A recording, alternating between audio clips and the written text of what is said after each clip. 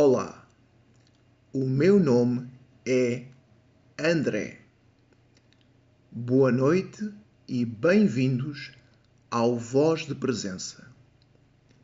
Nesta ocasião, regressaremos a 1956.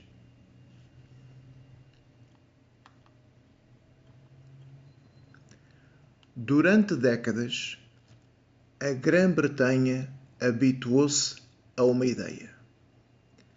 A ideia de que quando Londres falava, o mundo escutava.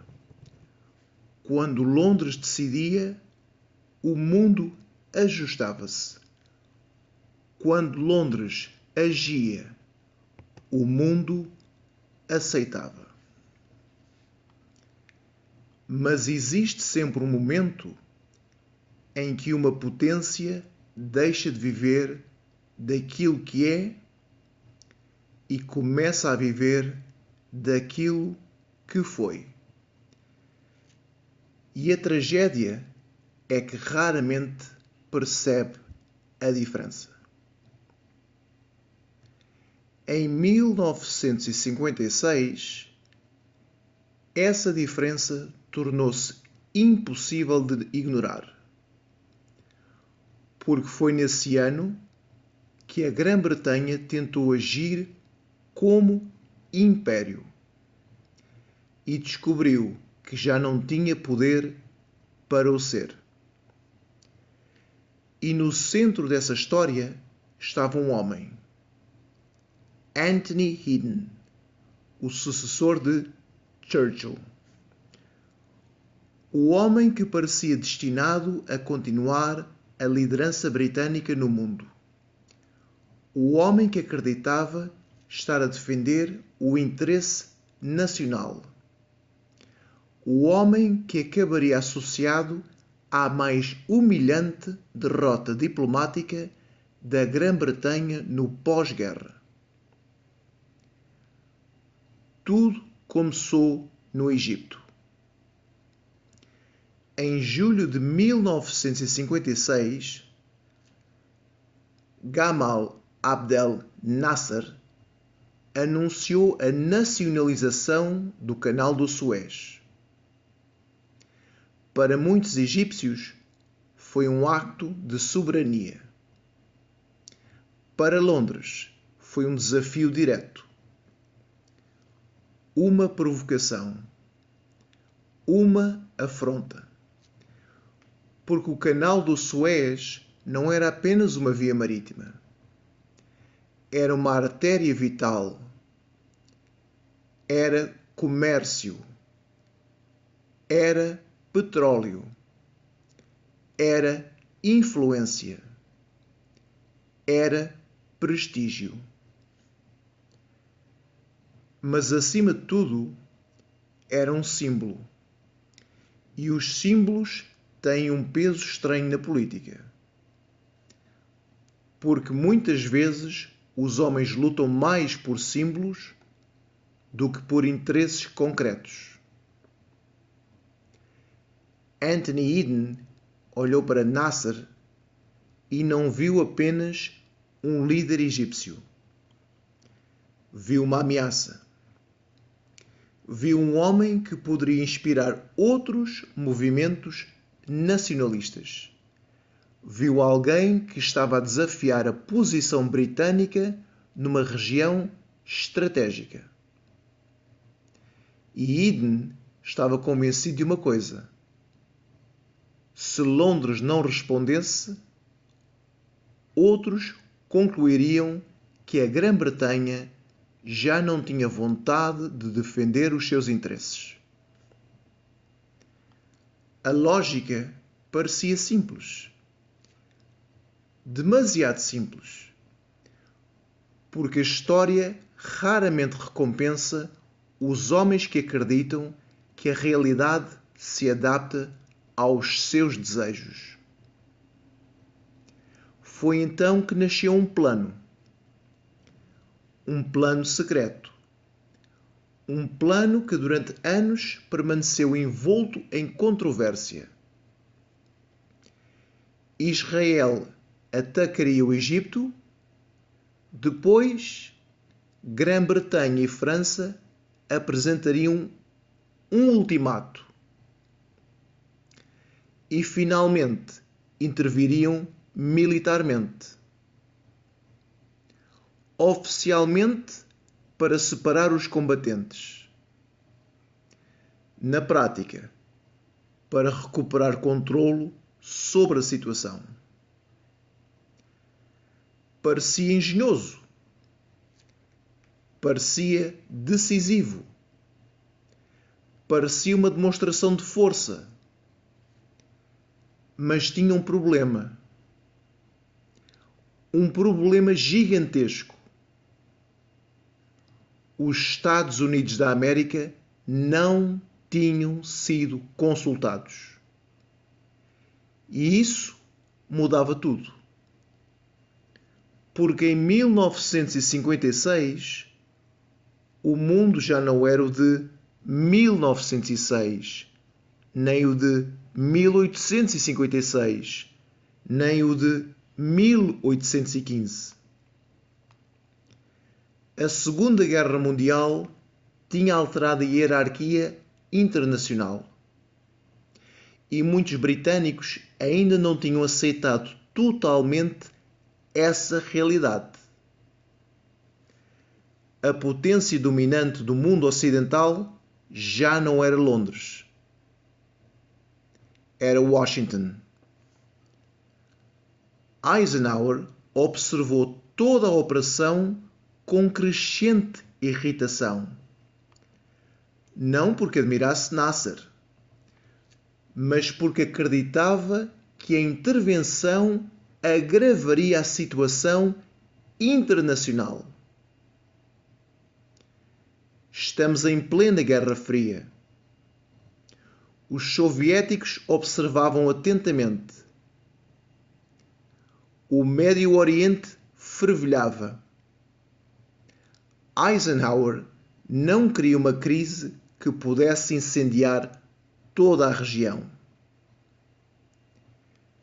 E, sobretudo, não aceitava ser colocado perante factos consumados por aliados que atuavam pelas suas costas. Foi aqui que a realidade atingiu Londres com toda a força. Porque a operação militar até poderia ter sucesso. As tropas podiam avançar, os objetivos militares podiam ser alcançados, mas sem apoio americano, nada disso bastava. E então aconteceu algo que poucos britânicos imaginavam possível.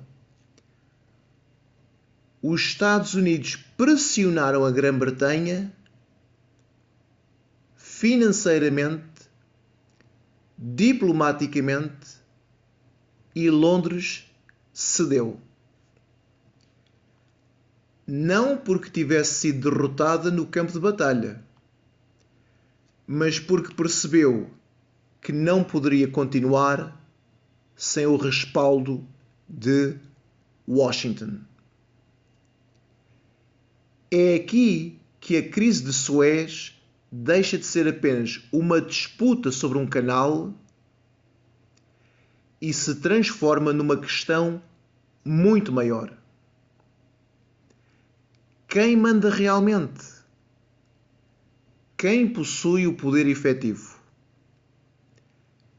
Quem toma as decisões finais?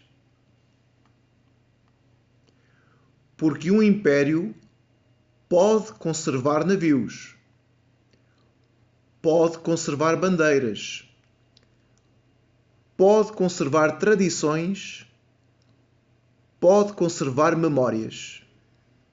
Mas quando deixa de conseguir impor a própria vontade, algo fundamental mudou. E Suez tornou essa mudança impossível de esconder. Para Anthony Eden, o preço foi devastador. A sua reputação ficou profundamente marcada. O seu governo saiu enfraquecido.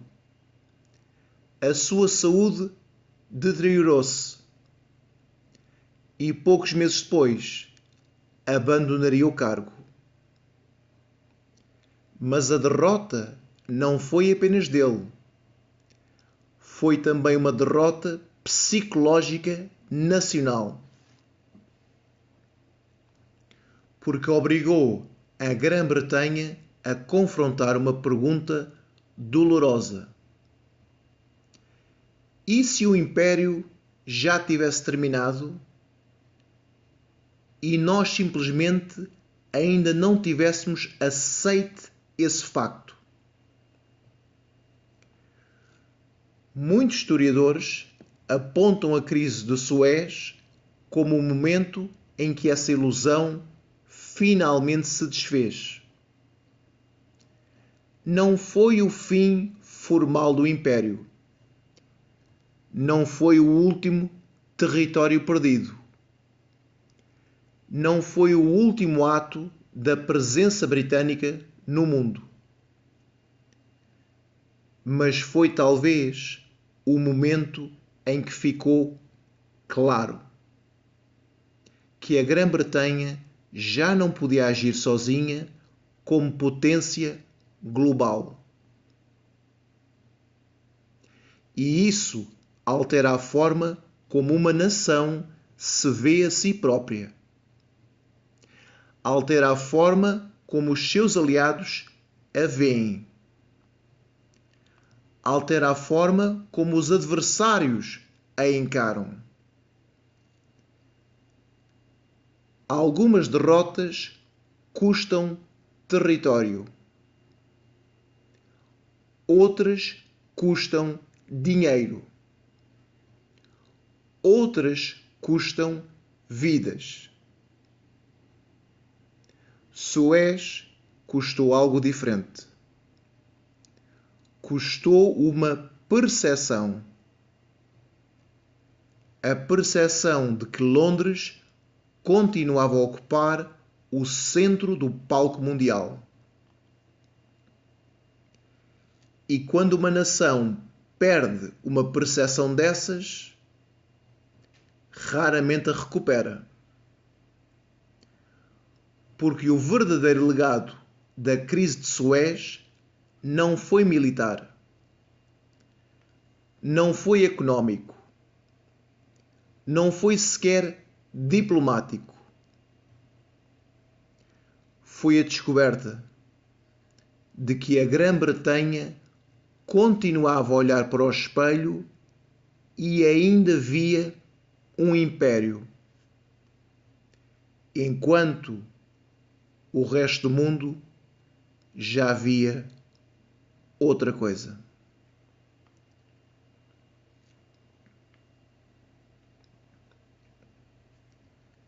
O meu nome é André. Obrigado pela vossa presença. Se estas palavras lhe fazem companhia, pode subscrever o canal.